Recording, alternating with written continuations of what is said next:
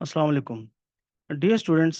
जैसा कि आपको मालूम है कि हम ओ लेवल्स के चैप्टर नंबर 1 पर हैं और चैप्टर नंबर 1 के लर्निंग आउटकम्स में हमने सेल ऑर्गेनेल्स को डिस्कस किया और सेल ऑर्गेनेल्स के बाद हमने सेल एडॉप्टेशंस की बात की और हमने बताया कि किस तरह डिफरेंट सेल्स जो हैं उनके जो स्ट्रक्चर्स हैं उनके डिफरेंट फंक्शंस के लिए अल्लाह ताला ने उन्हें कैसे अडॉप्टेड बनाया है, कैसे उनके अंदर तब्दीलियां की हैं कि वो अपने काम को भरपूर तरीके से सरअंजाम देने के लिए बेहतरीन और परफेक्ट हो चुके हुए हैं।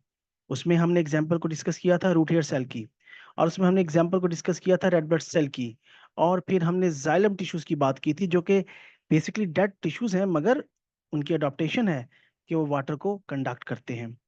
अभी आपके सामने स्पेशलाइज्ड सेल्स की एक और एग्जाम्पल है, और इनमें पहला स्पेशलाइज्ड सेल्स जो है वो एक सिलिएटेड एपिथेलियल सेल है।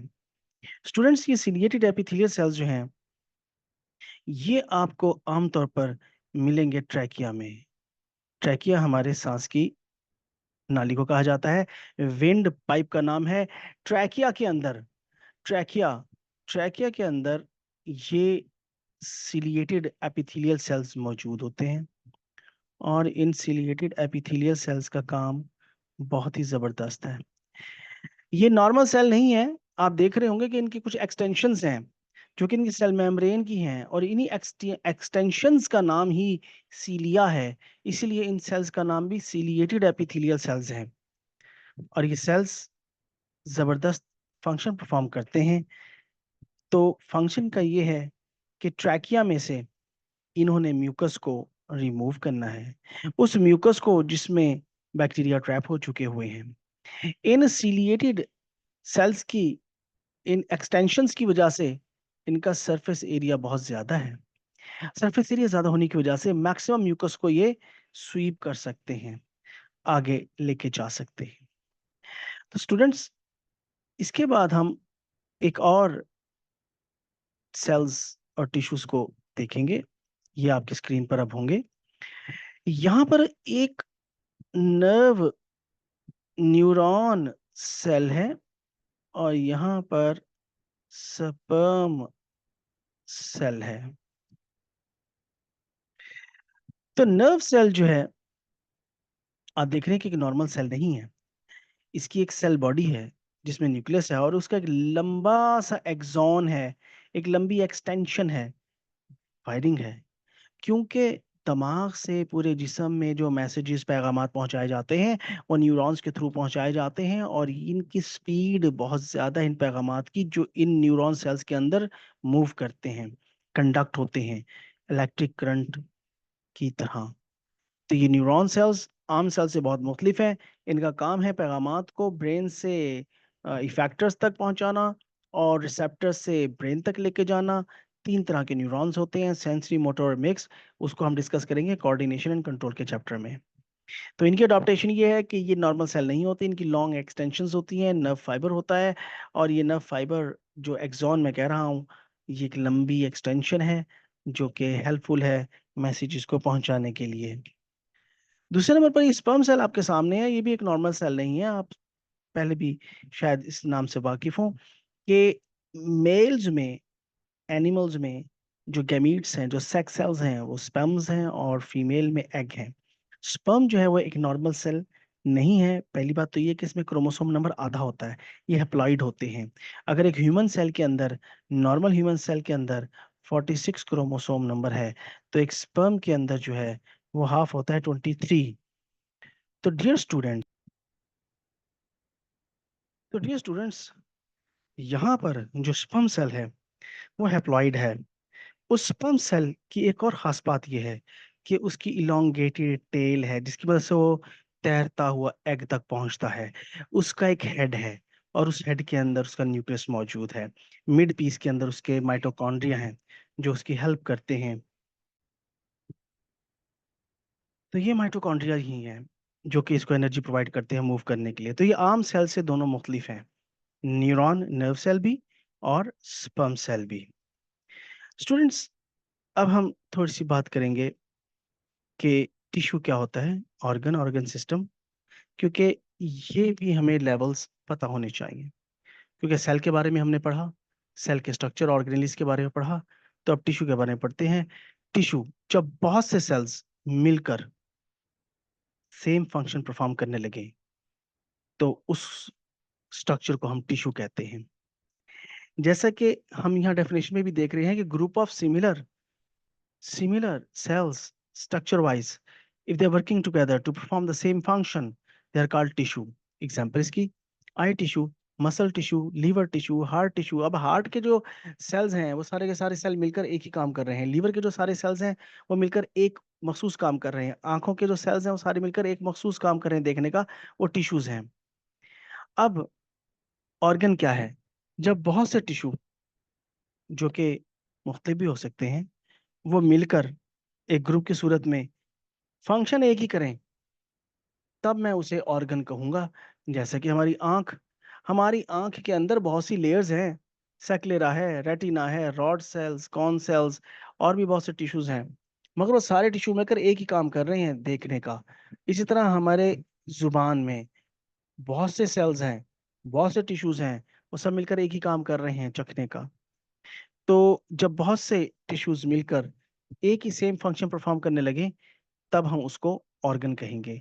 और एग्जांपल्स मैंने आपको बता दी। हमारी आंखें ऑर्गन है, हमारे नाक ऑर्गन है, हमारे हाथ ऑर्गन है, लीवर, किडनी, हार्ट, ये सब ऑर्गन्स हैं।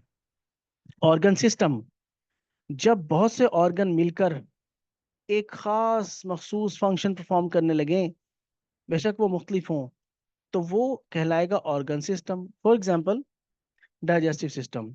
अब देखिए डाइजेस्टिव सिस्टम में हमारे पास क्या है कि डाइजेस्टिव सिस्टम में एक ऑर्गन है माउथ, दूसरा ऑर्गन है हमारे पास एसोफेगस, तीसरा organ stomach, small intestine, large intestine. ये सब डिफरेंट ऑर्गन्स हैं, मगर ये सब मिलकर एक ही काम कर रहे हैं और वो काम है डाइजेशन का। इसलिए ये सारे मिलकर बनाते हैं डाइजेस्टिव सिस्टम।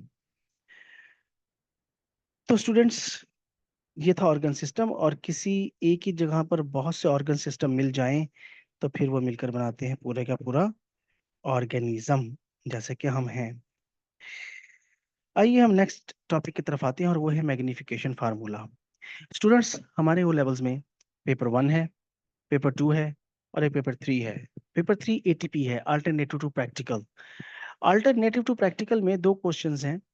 पहला क्वेश्चन जो है वो है कि एक एक्सपेरिमेंट डिजाइन किया हुआ होगा, उस एक्सपेरिमेंट में हमने रीडिंग्स, उसके इंडिपेंडेंट डिपेंडेंट वेरिएबल्स, उस पर मैं अलहदा एक लेक्चर बनाऊंगा, एक अलहदा वीडियो बनाऊंगा और अपलोड करूंगा और आपको बताऊंगा कि एटीपी को हम कैसे अटेम्प्ट कर सकते हैं और एटीपी पेपर कैसा होता है। हमारे उस एटीपी के पेपर में मैग्निफिकेशन दूसरा क्वेश्चन है। मैग्निफिकेशन असल है क्या? होता ये है कि एग्जामिनेशन में हमें एक फोटोग्राफ दी गई होती है। वो किसी सेल की हो सकती है, वो किसी ऑर्गन की हो सकती है, वो हो सकता है सीड की हो, ओवरी की हो। तो एक फोटोग्राफ होती है और उस फोटोग्राफ जैसी ही एक सेम डायग्राम एग्जामिनर हमें कहता है कि आप ड्रॉ करें। अब मुझे वो सेम,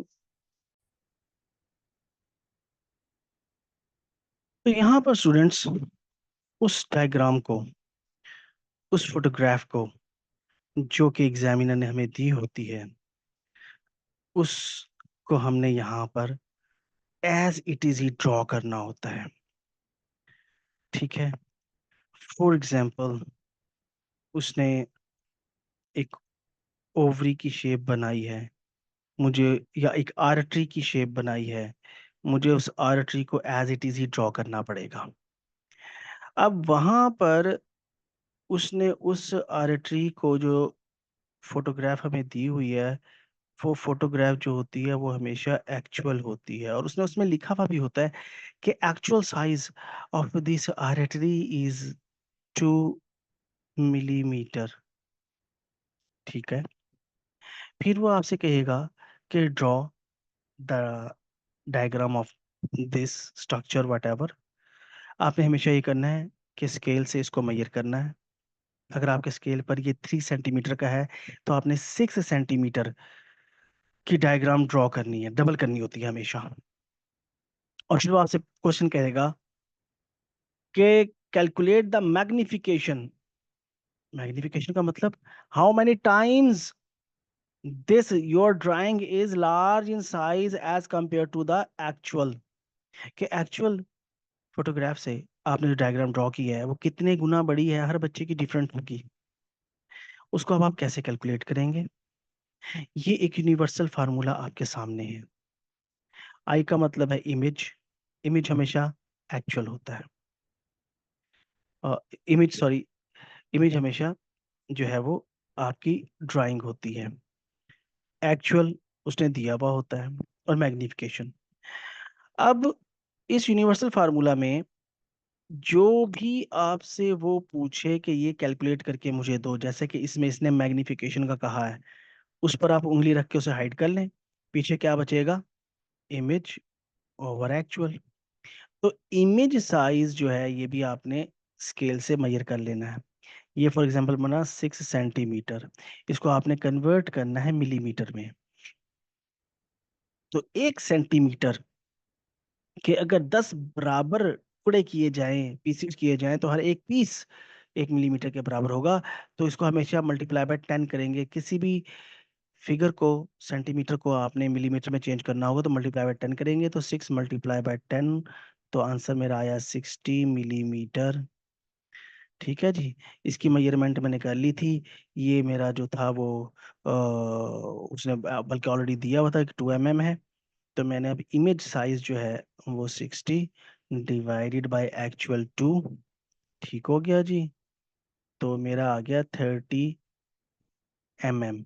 तो मेरी मैग्निफिकेशन जो हुई है वो 30 टाइम्स जो है वो लार्जर इन साइज हुई है। ठीक हो गया। मैग्निफिकेशन खैर यूनिट नहीं होता। अब इस फार्मूले में से अगर वो आपसे पूछे कैलकुलेट द एक्चुअल साइज, तो आपने एक्चुअल पर उंगली रख लेनी है, और फिर बच जाएगा, आ जाएगा इमेज ओवर मैग्निफिकेशन। मैग्निफिकेशन या डायग्राम के नीचे ना वहाँ पे उन्होंने दी हुई थी X500 X200, ये मैग्निफिकेशन होती है, उससे आप डिवाइड कर दें। और अगर आपसे वो पूछे find out the image size, तो A मल्टीप्लाई बाय मैग्निफिकेशन। तो बहरहाल ये यूनिवर्सल फार्मूला है जिसकी मदद से आप मैग्निफिकेशन, एक्चुअल साइज और इमेज साइज, ये तीनों बातें आप कैलकुलेट कर सकते हैं।